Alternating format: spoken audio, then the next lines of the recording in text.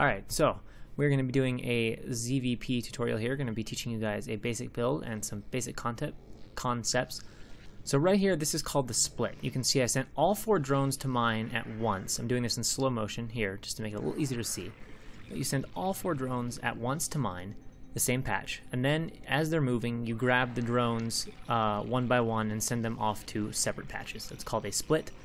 And is it really important to do right? Does it make a big difference? No, but it looks cool and it's something to do in the beginning of the game because there's nothing else going on anyway. Same thing here. You can see what I'm going to show you with drones is you just want to send them immediately to unoccupied minerals. So take a look at your minerals, see which ones the drones are mining from. Whichever ones aren't being mined, like that bottom one, I will send the new drone to. Then here I'll look at my next drone, I'll find a back mineral patch that isn't being mined, and I will send my drone to that patch instead of one that already has a worker at it. This will get you mining ever so slightly faster. Again, it doesn't make a huge difference, it's not a big deal, but at the same time, it's the beginning of the game, you don't have anything else to worry about, so why not do it? I'll make drones till I have 9 supply, 9 out of 9, and then I will make an Overlord. I will hatch the Overlord, and then I will make 3 more drones to go to 12 supply, at which point I will make a second hatchery, and here's the important thing, do not make the second hatchery inside your main base.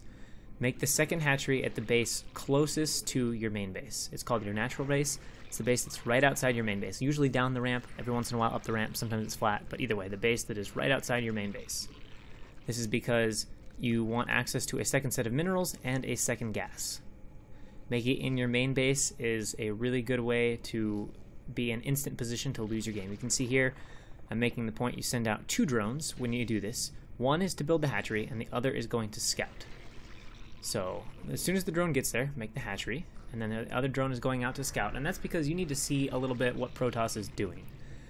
He could be doing a rush or something, we don't know yet. 90% of the time, Protoss does a quick expansion. Sometimes they will rush. Need to know if they are.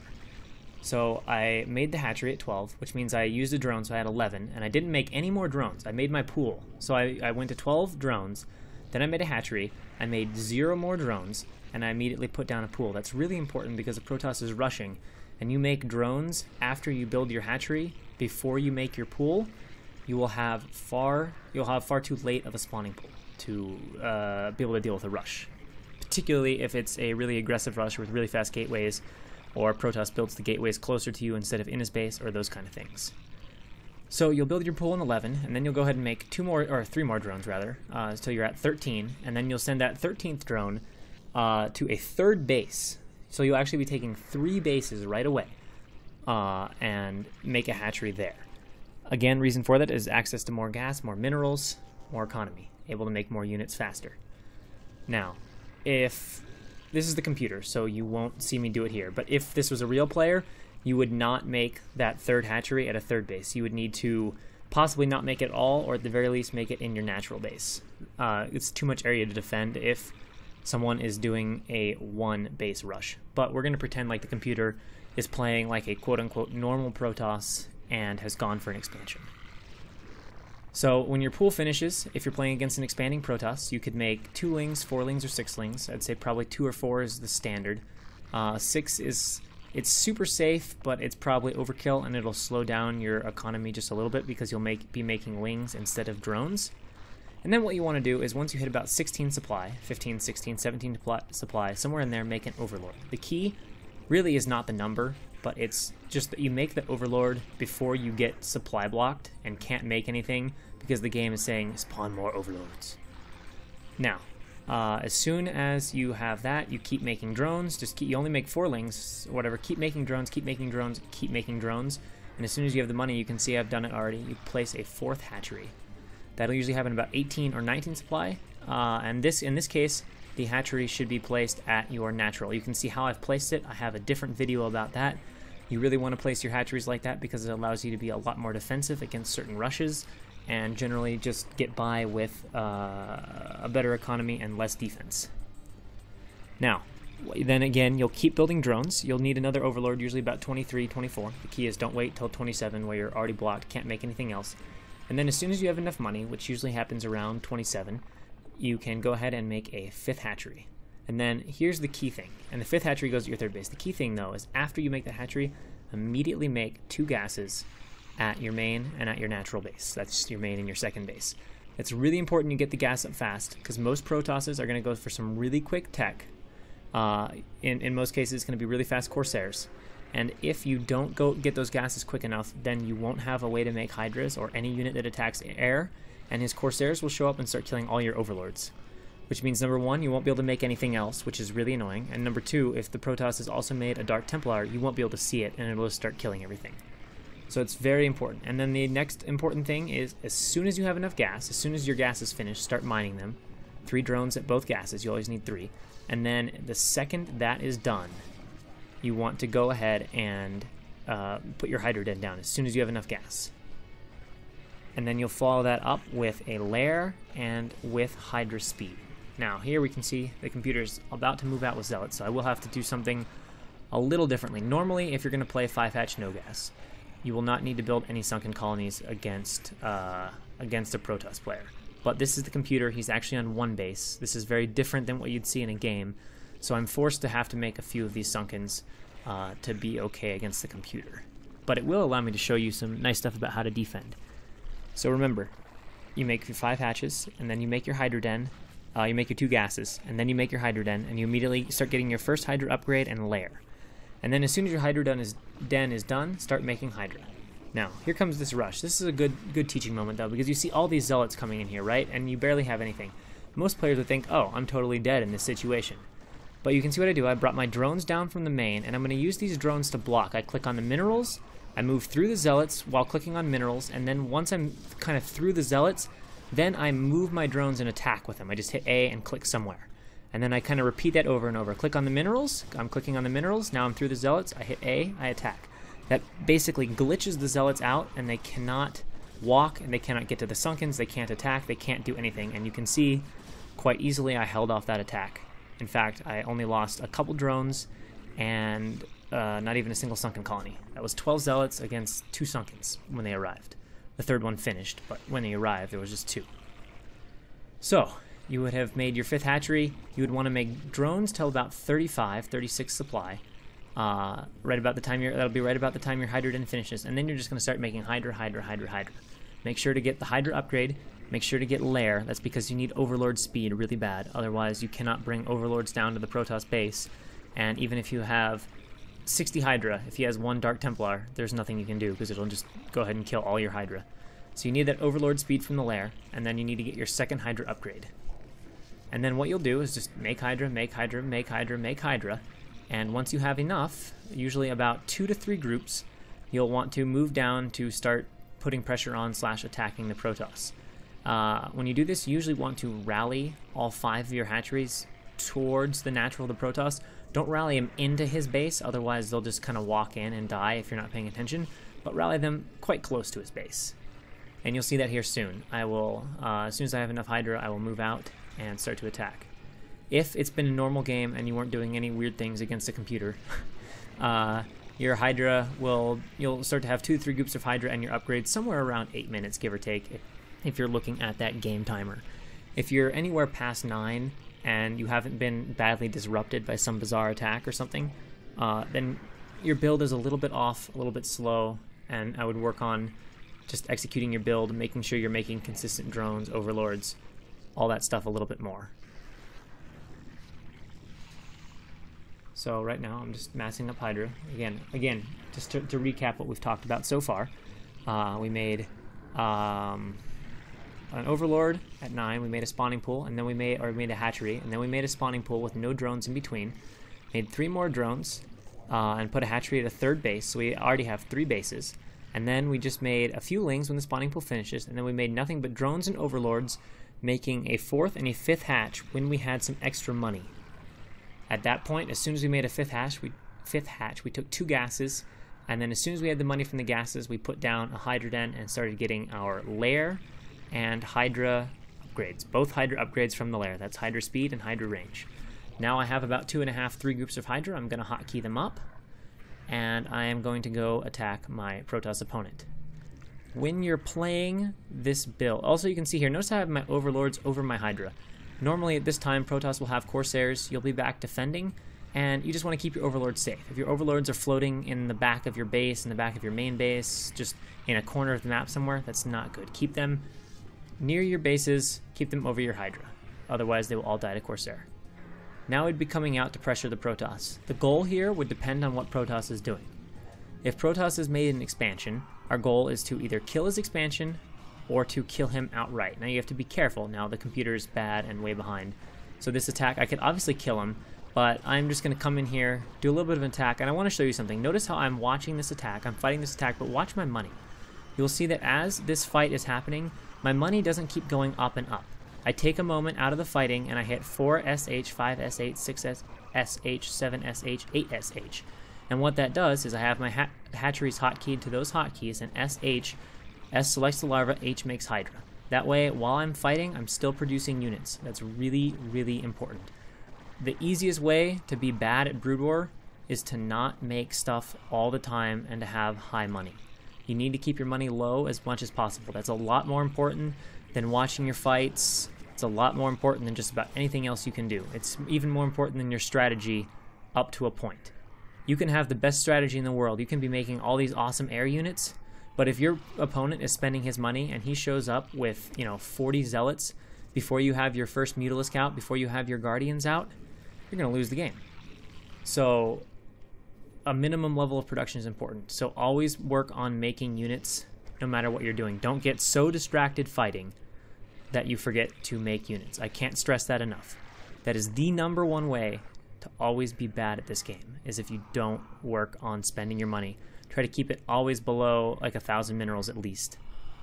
Now, what I'm pretending now is, let's say I've done some attacking and I either killed the Protoss 3rd base or we've kind of traded armies, he's on 2 bases, but I can tell I'm not really going to be able to beat him right now with my Hydralisk. You're not feeling confident about it, maybe you're not dodging storms, whatever. So now what you'd need to do is you'd need to transition, and I'm going to show you just kind of an example of what a transition might look like. Very situational, every game is different, don't follow this tutorial exactly, but as a general rule, if you're going to transition out, you want to start making a few drones if you can. Now if you're desperately defending, obviously don't just make drones, make some units, keep fighting. But if you can, squeeze in some drones. You'll want to start lurker upgrade. You'll need a 4th base. Once Protoss has 3 bases, you need a 4th base of your own in almost all cases. So you'll want to start thinking about taking that, and you'll need to make sure you start lurker. Lurkers are really important defensively. Hydras are great in smaller numbers and smaller fights, but once Protoss starts to have a big army with a bunch of Dragoons and a bunch of High Templar, the battles just get too big to be able to dodge storms consistently all the time, and the Protoss Templar will start to be too strong. So here I'm just kind of moving my Hydra around, having some fun with them, just being silly. But the main thing, again, is spending that money, and you can see I'm starting to make lurkers. This offers me a good point. Unless you just have an overwhelmingly strong army, dodge those storms if they happen. But unless you have an overwhelmingly strong army, be very careful where you morph lurkers, because if Protoss were to come out and attack, and your lurkers are being morphed right there in front of him, he can throw 1 or 2 storms down, and that will kill all of those morphing lurker eggs, and then you will have no lurkers, and those are really, really important for defense once army scale starts to get a little bit bigger. So I would always make my lurkers either way back of the army, or preferably at my own home bases. Much safer to make them there. You can see I've added some drones, I've got a 4th base, I've added some lurkers. Now depending on how you're playing, if Protoss is back, you can definitely contain him with lurkers. That makes it very easy to get your 4th base up safely. I talk about this in another video, but always spread your lurkers out. See how I'm doing this? That makes them so lurkers can only get hit 1 lurker with 1 storm. If you burn them all in a big clump, Protoss can kill them all easily with 1 or 2 storms. Start getting some upgrades if you weren't already, and then think about making drones and making units, and of course you might want to defend your 4th base with lurkers a little bit. And that would be the general transition. At this point you'd kind of have to, again, we're talking about, there's a million possibilities of what could be happening at this point. Protoss could be making certain armies, certain things, you could be low on this, high on that. Maybe you've had really good armies, but Protoss has stormed some drones, so there's no hard and fast rule. But the general concept, the biggest overview, is as you start to go to 4 or 5 bases, you want to stay 1 base ahead of Protoss, roughly speaking, and you want to try to build up your economy a little bit, and you'll need to transition into lurkers most of the time, and then start getting your upgrades and start working your way towards Hive. Once you get to Hive and good upgrades, Zerglings go from okay to ridiculously good. Another thing you can see I'll do here is I'm pretending we have Protoss kind of under control, but one of the things you always have to watch for is Protoss sneaking bases. So I'm putting some lurkers on top of his third base to make it a little bit annoying to take, and then I'm going to send a Zergling at some point to a few of his other bases just to see what he's up to and make sure that he doesn't surprise me by building a hidden base there, and all of a sudden I thought I was ahead by 2 bases, and in reality he has the same number of bases as I do. So here you can see I'm going to grab a few more lurkers. I'm going to send them to my 4th base. And yeah, also another thing to think about is, let's say you were battling the Protoss, you were massing your Hydra, and he starts to get the better of you. You realize, okay, I can't kill him with Hydra. You know, his army's getting too big. Mine isn't good enough with the Hydra. I need to add in lurkers. One of the things you might need to do is morph those lurkers at home and just pull back with your Hydra for a little bit and defend at your bridges. That's okay. And you can see right now, you know, I'm still spending money as much as possible. Just kind of adding drones here and there when I have the time. Adding drones as Zerg is an art form. The early game is kind of mapped out, but later on it sort of depends. You just have to, you'll develop a feel for it. But basically, if you feel like you can, you want to make drones. If you absolutely need to make units to defend, that's when you make units. But Zerg works best. Zerg doesn't work very good if you build, like, say, 6 hatcheries and you try to make drones from 1 and units from the other 5. Zerg doesn't work that good that way. Zerg works much better if you either make all drones at once or all army at one time. So a little bit of the learning with Zerg is learning, all right, when can I make drones? When is it not safe to? But general rule, if you feel safe, if you just won a battle, if you just held off an attack, those are good times to make drones. If you're in the middle of getting attacked, that's usually a bad time to make drones. If you have no army and Protoss has this giant army, probably not the best time to make drones. You can see what I did there is I took some Overlords. I've got Protoss pinned back. I want to be able to see what's going on the map. I want to watch for drops. So you can take your Overlords and send them out. You grab 12 of them, 6 of them, however many, and all click them to the same spot. Then you'll hold Shift, click an Overlord, and send those 5 somewhere else. Then you hold Shift, click another Overlord portrait in that bottom middle bar, and that'll take your Overlords down to 4. Send those 4 somewhere else. Shift, click an Overlord off, send those 3 somewhere else. That way you can spread them out one by one. Nice fast way to do it. Now the last thing I was going to show you is, let's say you've been playing, you've been going on, and let's just say you've been forgetting to make some units. You know, you can see my money's starting to get pretty high. This isn't really a good thing. You know, I've got a lot of bases, but I've got a lot of money. Maybe I've been winning fights. Maybe Protoss hasn't been attacking me. Nothing's been happening. But I'm getting way too much money. So what do you want to do at this point? Well, you want to make a whole bunch of hatcheries. You can see here, that's what I'm about to do. Not only that, take every base on the map. You can go ahead and take the base at the bottom, or at the 3 o'clock. Take the base at the 9 o'clock. Take the base at the bottom left. Take the base at the center. And you can see here, I'm going to make 5 or 6 hatcheries at least in one of my bases. Totally fine. In fact, this is good. Anytime you get over 1,000 minerals and it's not going back down, do this. This will allow you to spend your money way, way faster. What I did there is I just re-rallied my hatcheries. If you want to know how to do that, it's in a different video. I will link that for you in the description to show you how to do that, but that is just a fast way to set rallies on other hatches. And now, sometimes you might not be, if you have a huge bank, you might not be able to spend all of it, but do what you can. I would say go to at least 15 or 20 hatches if you have high money. Just do whatever you need to do to be able to spend the money. The reason why it's good to make all those hatcheries is because, let's say Protoss attacks, there's a big battle, right, and I lose. Well, now I have 20 hatcheries with larvae sitting around. That means I can instantly remake, if I have some idle larvae, 40, 50, 60 hydras at once, 100 lings at once. So even if I lose my whole army, I can instantly regenerate another army, which means I might be able to live. If I only had 2 hatcheries, well, I can only make 4 new hydras at a time. Well, 4 hydras isn't very good against a Protoss that just killed me and has, you know, 12 zealots, a bunch of dragoons, 5 high templar. You know, 4 hydra is not going to cut it. And then the last thing here is, let's just say you're way ahead. You know, you just want to go kill him. This is how you do it. You just grab units and hit A on the bottom right or whatever corner of the minimap he's in, and just keep sending in. So box some units, hit A. Grab a set of units that isn't moving, hit A, click on the map. So on and so forth. That'll send your whole army in, and then you can just come on charging in and kill him. Whenever you attack with lurkers, same concept as defense. Try to spread them out a little bit before you burrow them. Don't be a perfectionist about it. but don't clump your lurkers. You will pay for it if you do. Always worth the time, even getting extra hits. Even if you're letting your opponent get some free damage on your lurkers, it's worth it. So, while this is happening, a couple quick things I want to talk about are a few variations that might cause you trouble. Number one is if Protoss does a 1-gate expansion. That means instead of attacking you, or instead of making a forge and building a nexus, he won't be doing a super rush, but he'll get one gateway and do like a baby rush with some zealots. It's not super dangerous from the sense that it can't really kill you, but you do need to do things a little bit differently. The main change is, this is why you scout. If you scout it, you'll need to stop making drones. Don't make any drones. You can still make that third hatchery, but you'll need to make, what do you call it? You'll need to make 8 lings right away. So 6 from your main base and 2 from your natural. And then just be very careful with how you micro lings. Protoss will sometimes split up zealots to different bases to try to multitask more than you. And he will also, what do you call it? He'll also try to send them behind the minerals. And if he goes behind the minerals, you have to take some lings, send some of them to the top and some of them to the bottom, like 3 to the top, 3 to the bottom. If you don't do that, they'll all attack, and only 1 or 2 can fight it at a time, and one zealot will kill a bunch of lings instead of all your lings killing his zealot. Big difference. And that's about all we have for the moment.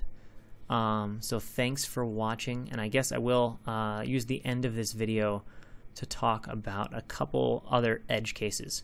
One thing is, let's talk about 2-gate. I will make a video on it at some point, but let's say you are scouting and you get to the Protoss base and there's no expansion, there's no gateway, everything is inside of his main base.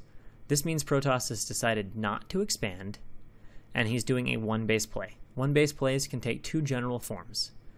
It can either be going for a 2-gate, which means he builds 2 gateways and rushes purely with zealots, or he can be playing what's called 1-gate tech. There's a few different kinds of 1-gate tech, but basically any 1-gate tech is going to get 1 gateway, gas, core, and then he will either go for a robo with a shuttle and reaver, or he will go for a Stargate with a Corsair, or he will go for a Stargate with a Corsair and follow it up with Speedlots and Templars, or he can do a Dark Templar into High Templar into expansion opening. General rule of thumb, if you're playing against either of them, don't take your third base, or don't make your third hatchery, the hatchery you'd make with your, after your natural. Don't make that on at a third base. Make that in your natural against a 1-base tech, and if it's a 2-gate, probably you can't make the third hatchery right away.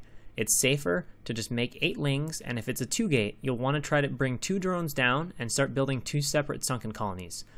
The reason 2 drones is not because you need 2 colonies. 1 colony will be enough to defend, but sometimes the Protoss will take his probe and try to block one of your drones from actually being able to place the creep colony. So if you bring 2 drones, it gives you a much better chance of trying to place that creep colony.